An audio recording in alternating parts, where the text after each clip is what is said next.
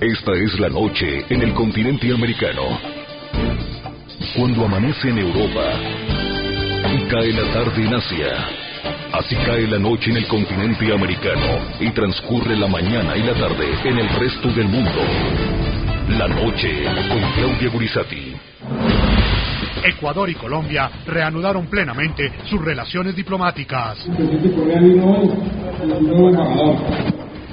Y ya nos quedan totalmente normalizadas nuestras relaciones. El presidente de Ecuador, Rafael Correa, habló en exclusiva con Claudia Gurizati. ¿En qué momento dejó de ser para usted un peligro Juan Manuel Santos y ya se volvió un amigo?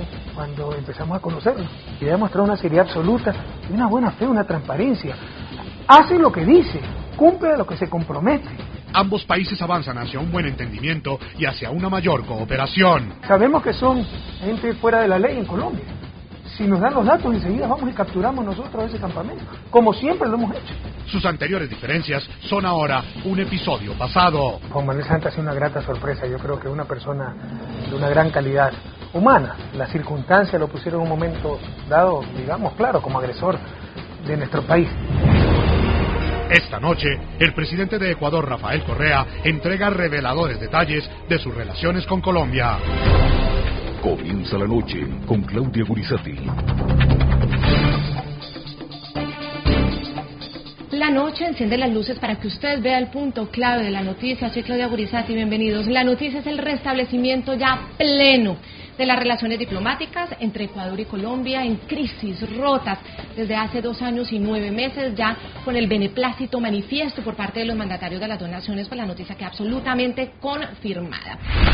Las tensiones en las relaciones entre Colombia y Ecuador se hicieron evidentes con el malestar en Quito por las fumigaciones aéreas de cultivos de coca en la zona fronteriza y las constantes críticas del gobierno Uribe por la poca colaboración en la persecución y captura de los cabecillas de las FARC que se escondían del otro lado de la frontera. Marzo 1 de 2008, pero la gota que rebosó la copa fue el bombardeo contra el campamento de Raúl Reyes, uno de los cabecillas de las FARC en la región de Angostura, Ecuador. El guerrillero fue abatido a unos 1.800 metros de la frontera común entre ambas naciones. Marzo 2 de 2008, el presidente Rafael Correa protestó por la incursión de personal militar colombiano a su territorio y convocó de inmediato a su embajador en Bogotá, Francisco Suescún. Hoy nos quieren involucrar con la FARC porque su campamento se encontraba en nuestro territorio.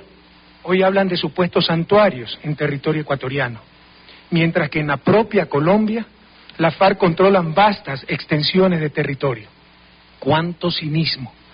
Ellos saben que es imposible controlar dichos campamentos. Marzo 3 de 2008, Ecuador rompió relaciones diplomáticas con Colombia. Ante los graves hechos de las últimas horas y las que califica como infundadas acusaciones de Colombia contra el gobierno del presidente Rafael Correa, no hay otra salida que romper las relaciones binacionales. Marzo 7 de 2008, en la cumbre de Río, el gobierno colombiano reiteró sus disculpas al gobierno ecuatoriano por lo sucedido en ese territorio tras el bombardeo y explicó que lo hizo para combatir al grupo terrorista, tras entregar copia de los archivos del disco duro del computador de alias Raúl Reyes que probarían vínculos de ese grupo terrorista con funcionarios del gobierno Correa.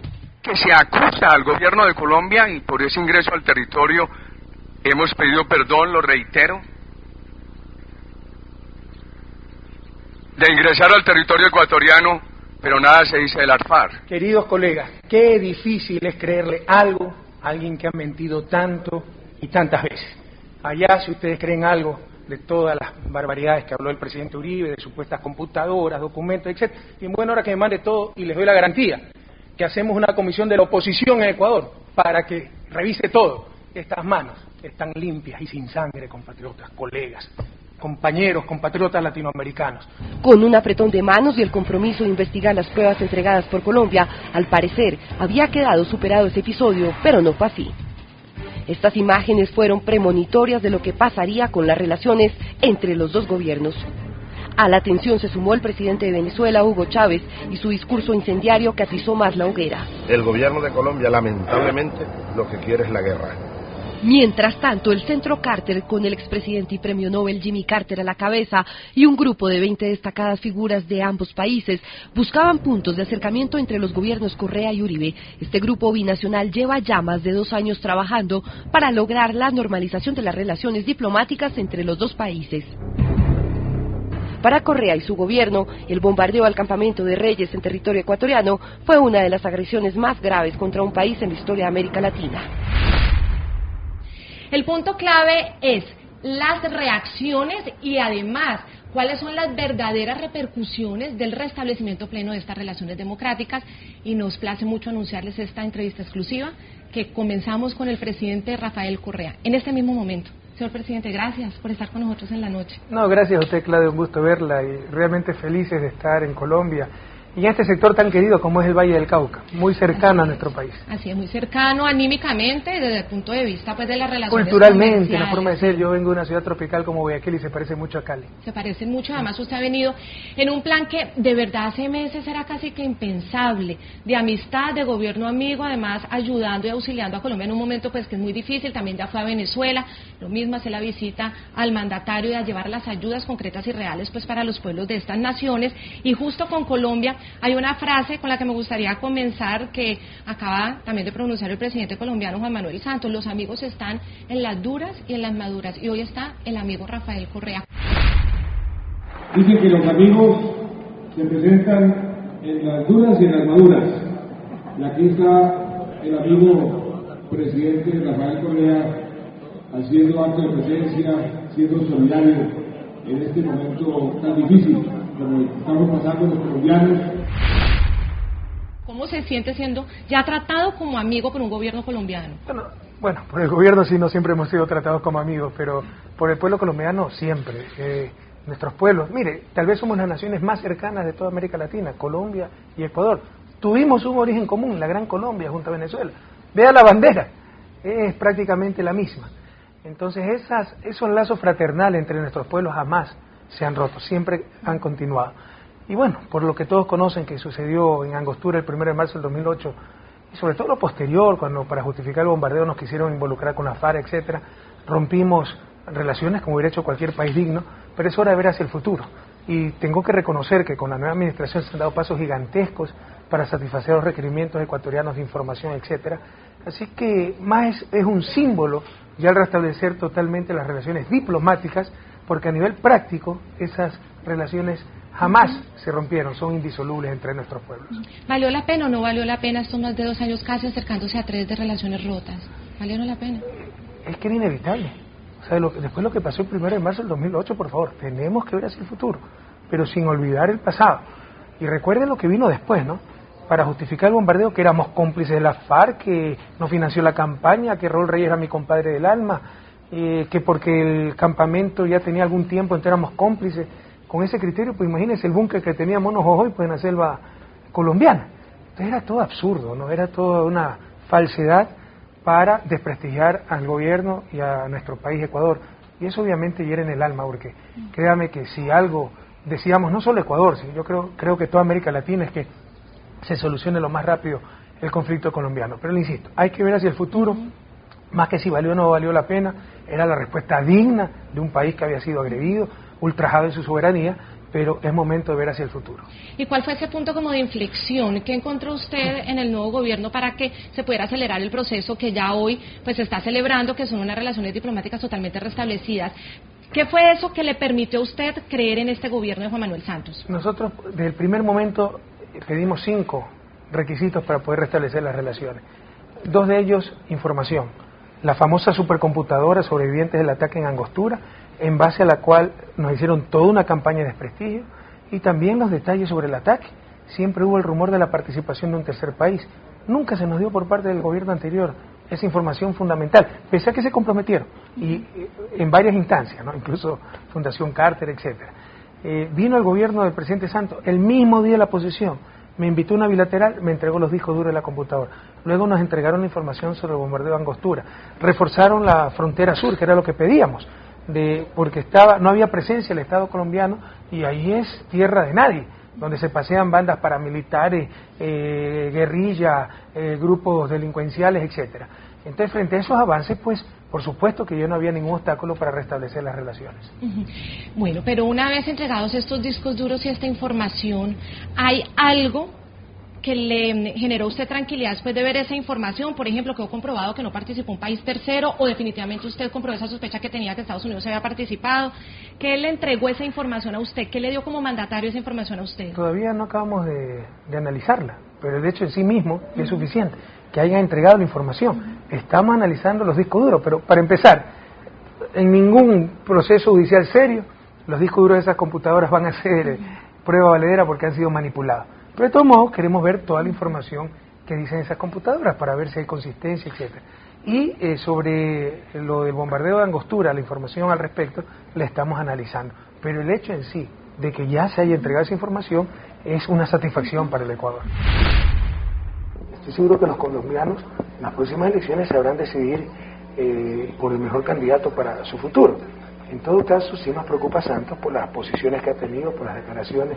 Por ejemplo, está totalmente en la línea de Bush, de la guerra preventiva, de poder bombardear otros países en nombre de la defensa de Colombia, etcétera.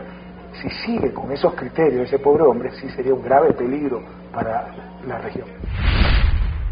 Presidente Rafael Correa, ese hecho específico, el de 1 de marzo de 2008, ese bombardeo al campamento de Raúl Reyes ahí en territorio ecuatoriano, obviamente generó una división de sentimientos tanto en el pueblo ecuatoriano como en el pueblo colombiano. Usted entenderá que para el pueblo colombiano era acabar definitivamente en su ley, o para mucha gente y sobre todo para las víctimas de las FARC y de las atrocidades de las FARC, acabar con su ley, en su propia ley, es decir, en la clandestinidad y en la misma guerra contra un criminal que causó mucho daño. Para el pueblo ecuatoriano, por supuesto, fue sentir que su territorio había sido violado por las fuerzas militares de un país vecino, y eso siempre estuvo muy claro. Pero usted ya cree que después de todo este tiempo y mirando hacia el futuro, como usted lo dice, ya hay como un perdón, es decir, usted hoy perdona a ese ministro de Defensa que fue el que lo bombardeó y que hoy es el presidente colombiano. Hay que respetar la decisión del presidente del pueblo colombiano. Además que le digo sinceramente, ¿no? Juan Manuel Santos ha sido una grata sorpresa. Yo creo que es una persona de una gran calidad humana. Las circunstancias lo pusieron en un momento dado, digamos, claro, como agresor de nuestro país. Pero estén atentos. En esa clase de doctrina, los que más pueden perder son los colombianos. Si usted quiere, revise este caso, el que le voy a contar. Secuestraron alguna vez al gobernador, al hermano del ex gobernador de Azuay, Osvaldo Larriba, un querido amigo. Sabíamos dónde lo tenían secuestrado, en Cali, por aquí cerca. ¿Le hubiera gustado que yo venga y bombardee para rescatar al hermano del gobernador? Con esa doctrina, que en función de mis intereses puedo bombardear, agredir a cualquier país, el que más saldría perdiendo es Colombia.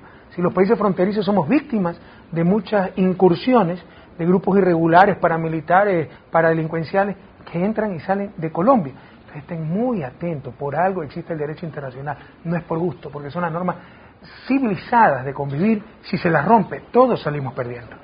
Sí, pero digamos ya avanzando y mirando hacia el futuro, presidente Rafael Correa, ¿usted cree que también ya el pueblo ecuatoriano también deja a un lado, pasa la página de esa ofensa y le acepta usted ya ser parte de ese club de los nuevos mejores amigos del presidente Juan Manuel Santos? ¿O usted cree que eso le va a generar reclamos a usted por quienes se sienten ofendidos? No, de ninguna manera, o sea, el país sabe bien diferenciar la respuesta que tuvo dar un gobierno digno, de un país soberano e igualmente digno, frente a una agresión, a las decisiones que estamos tomando en estos momentos y a la amistad, insisto, indisoluble entre los dos pueblos.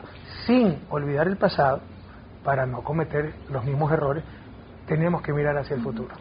Y hay autocrítica, es decir, por ejemplo, usted sí piensa que después también de esos hechos, la cooperación precisamente contra ese crimen transnacional, porque obviamente las FARC son unos criminales colombianos, pero que definitivamente ya delinquen donde ellos quieren. Es decir, eso ya no es un tema exclusivamente de un país, sino que se ha ido moviendo por todos los países.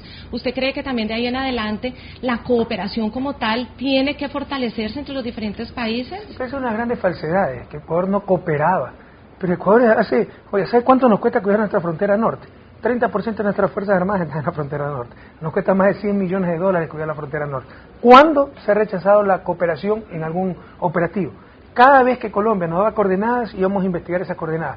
Muchas veces esas coordenadas eran en la propia Colombia o eran equivocadas, etcétera. Pero íbamos y revisamos. ¿Cuándo no ha habido cooperación? No nos engañemos. Lo de Angostura fue un trofeo de guerra con fines políticos. Si nos hubieran avisado, ese campamento ahí, nosotros habíamos sido los primeros en capturar a aquellos que habían ultrajado el suelo ecuatoriano, que no va a permitir que ninguna fuerza, ni regular ni regular extranjera, ultraje nuestro suelo.